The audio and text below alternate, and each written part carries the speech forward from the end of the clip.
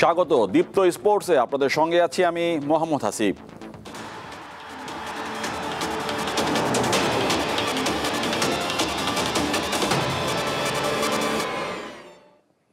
শুরুতে এই ক্রিকেটের খবর। 3 ম্যাচ সিরিজের শেষ টি-20তে কিছুক্ষণ পর বাংলাদেশের মুখোমুখি হবে ওয়েস্ট ইন্ডিজ। চট্টগ্রামে ম্যাচটি শুরু হবে সন্ধ্যা 6টায়। মিরপুরে 2-1 ব্যবধানে ওয়ানডে সিরিজ জিতলেও টি-20তে সুবিধা করতে পারছে না লিটন বাহিনী।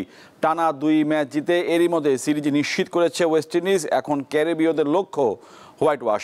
বাংলাদেশের সামনে মান বাঁচানো লড়াই।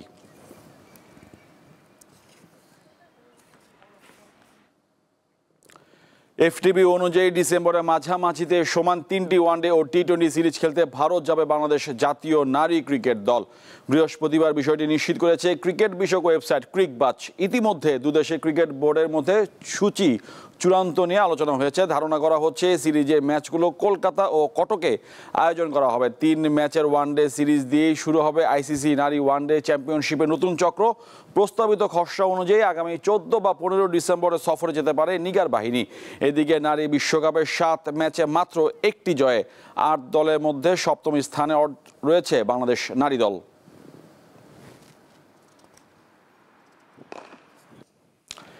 এশিয়ার 8 দলকে নিয়ে মাঠে গড়াতে যাচ্ছে নতুন tournament Asia cup rising star. শুক্রবার এশিয়ান ক্রিকেট কাউন্সিল অফিসিয়াল সূচি ঘোষণা করে। টি-20 ফরম্যাটের এই টুর্নামেন্টে অংশ নেবে বাংলাদেশ এ দলের পাশাপাশি ভারত, পাকিস্তান, শ্রীলঙ্কা, আফগানিস্তান, আরব আমিরাত, ওমান ও হংকং, চায়না। বাংলাদেশ রয়েছে টুর্নামেন্টের এই গ্রুপে। তাদের প্রতিপক্ষ শ্রীলঙ্কা, আফগানিস্তান ও হংকং, চায়না। আগামী 14 নভেম্বর পাকিস্তান ও ওমানের ম্যাচ দিয়ে মাঠে গড়াবে প্রথম আসর। 15 নভেম্বর বাংলাদেশ এ দল নিজেদের প্রথম ম্যাচ খেলবে হংকং, চায়নার বিপক্ষে। বাকি 2 ম্যাচ হবে আফগানিস্তান ও শ্রীলঙ্কার সঙ্গে যথাক্রমে 17 ও 19 নভেম্বর। টুর্নামেন্টের আয়োজক দেশ কাতার। আসরের 2টি সেমিফাইনাল 21 নভেম্বর ও ফাইনাল হবে 23 নভেম্বর। 3 ম্যাচ সিরিজে দ্বিতীয় টি-20তে আজ সাউথ আফ্রিকার মুখোমুখি হবে পাকিস্তান। লাহোরে ম্যাচ শুরু বাংলাদেশ সময় রাত 9টায়। প্রথম ম্যাচে করুণ হারের পর পাকিস্তানের সামনে এখন ঘরের মাঠে সিরিজে টিকে থাকা লড়াই। অন্যদিকে সাউথ আফ্রিকার লক্ষ্য জয় দিয়ে সিরিজ নিশ্চিত করা। গত মাসে এশিয়া কাপ টি-20 টুর্নামেন্টে ফাইনালে উঠেও শিরোপা জিততে পারেনি পাকিস্তান। এদিকে টি-20তে বাজে সময় পার করছে গত বিশ্বকাপের রানার্স আপ প্রোটিয়ারা। সবশেষ 4 সিরিজে 3টিতেই হেরেছে তারা। এবার ফুটবল প্রসঙ্গ। এশিয়ান কাপ ফুটবল বাছাইয়ে 18 নভেম্বর ভারতের বিপক্ষে খেলবে বাংলাদেশ দল। ম্যাচকে সামনে রেখে বৃহস্পতিবার শুরু হয়েছে জাতীয় দলের ক্যাম্প। এবার অবশ্য প্রধান কোচ হেভিয়ার কাবরেরাকে ছাড়াই অনুশীলন শুরু করেছেন জামালরা। যমজ সন্তানের বাবা হওয়ায় আরও কিছুদিন ছুটিতে থাকবেন এই স্প্যানিশ কোচ। বাংলাদেশের জার্সিতে 5 ম্যাচ খেলে ফেলেছেন হামজা চৌধুরী। তবু তাকে ঘিরে সমর্থকদের আগ্রহ কমেনি। 18 নভেম্বর ঢাকার জাতীয় স্টেডিয়ামে এশিয়ান কাপ বাছাই পর্বে ভারতের বিপক্ষে খেলবে বাংলাদেশ দল।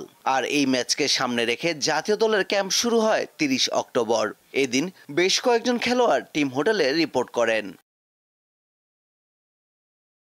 তবে এবারও ক্যাম্পের শুরু থেকে হামজাকে পাওয়া যাচ্ছে না। ফিফা পঞ্জিকা অনুযায়ী 10 থেকে 18 নভেম্বর আন্তর্জাতিক ম্যাচে বিরতি। লেস্টার সিটিতে খেলা মিডফিল্ডার হামজা দেশে আসতে পারেন 9 নভেম্বর। 25 মার্চ শিলংয়ে ভারতের বিপক্ষে ম্যাচ দিয়ে লাল সবুজের জার্সিতে অভিষেক হয় হামজার। এরপর থেকে এখন পর্যন্ত বাংলাদেশের হয়ে 5 ম্যাচ খেলে 2 গোল ও সতীর্থকে দিয়ে 1 গোল করিয়েছেন এই তারকা। এদিকে ভারতের বিপক্ষে বাংলাদেশের হাই ভোল্টেজ ম্যাচের আগে আফগানিস্তানের বিপক্ষে একটি প্রীতি ম্যাচ খেলার কথা থাকলেও শেষ মুহূর্তে তা বাতিল হয়। নতুন প্রতিপক্ষ হিসেবে নেপালের সঙ্গে মুখোমুখি হবে জামাল হামজারা। 13 নভেম্বর ঢাকার জাতীয় স্টেডিয়ামে হবে এই প্রীতি ম্যাচ। পারভেজ খোকন, দীপ্ত স্পোর্টস। ফকিরেরপুল ইয়ং মেন্স ও বসুন্ধরা কিংসের পর এবার ঢাকা মোহামেডানের উপর নিষেধাজ্ঞা দিয়েছে ফুটবলের সর্বোচ্চ সংস্থা ফিফা। বৃহস্পতিবার ঢাকার ঐতিহ্যবাহী ক্লাবটির খেলোয়াড় নিবন্ধনের উপর নিষেধাজ্ঞা আরোপ করে ফিফা। 2022-23 মৌসুমে মোহামেডানে খেলেছিলেন ইরানি ফুটবলার মাইশেম শাহ জাদে। এই ফুটবলারকে নিয়ে বিপাকে পড়ে বাংলাদেশ প্রিমিয়ার লিগ ফুটবলে বর্তমান চ্যাম্পিয়নরা। জানা গেছে চুক্তি অনুযায়ী পারিশ্রমিক পরিশোধ না পাওয়ায় ফিফার কাছে অভিযোগ করেন মাইশেম। পরবর্তীতে মোহামেডানের উপর খেলোয়াড় নিবন্ধনে নিষেধাজ্ঞা জারি করা হয়। মাইশেমের বকেয়া পরিশোধ না হওয়া পর্যন্ত মতিঝিলপাড়া ক্লাবটির নতুন ফুটবলার নিবন্ধনের উপর নিষেধাজ্ঞা বহাল থাকবে।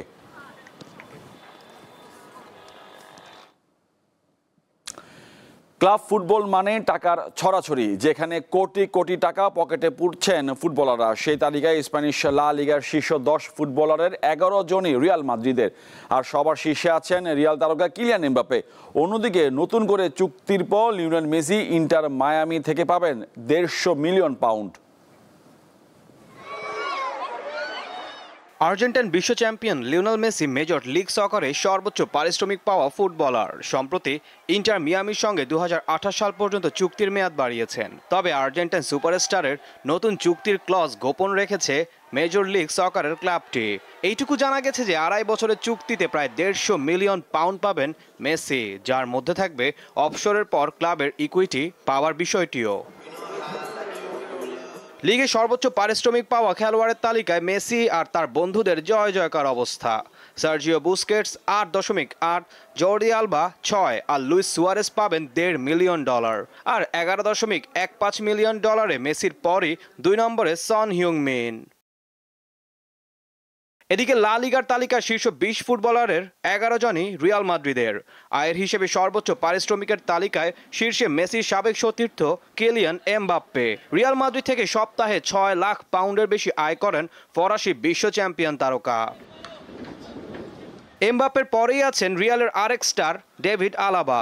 অস্ট্রিয়ান সেন্টার ব্যাক পান প্রায় 4.5 লাখ পাউন্ড। তার সতীর্থ ব্রাজিলিয়ান তারকা ভিনিসিয়াস জুনিয়রের মাসিক আয়ও 4 লাখ পাউন্ডের বেশি। এল ক্লাসিকোতে বদলি হওয়ার পর কোচ জাভি আলোনসোর সঙ্গে মেজাজ দেখিয়ে পরে আবার ক্ষমাও চেয়েছেন ভিনি। কোচের সঙ্গে এই ঝামেলার মাঝেই শোনা যাচ্ছে সেলেসাও তারকার সঙ্গে নতুন চুক্তির কথা ভাবছে মাদ্রিদিস্তারা। এছাড়াও তালিকায় আছেন জুড বেলিংহাম, রদ্রিগোরাও। বার্সেলোনার খেলোয়াড় আছেন 7 জন। শীর্ষ 5-এ আছেন কেবল রবার্ট লেভানদস্কি। টপ 10-এ আছেন ফ্রাঙ্কি ডি ইয়ং, Raphinha, Lamine Yamal. Ishan Hasan, Deepto sports. আর এই ছিল আজকে দীপ্ত স্পোর্টসে দেশ বিদেশের খেলাধুলার নানা রকম খবর পেতে দীপ্ত স্পোর্টসের সাথেই থাকুন আর চোখ রাখুন দীপ্ত টিভি ডিজিটাল প্ল্যাটফর্মগুলোতে।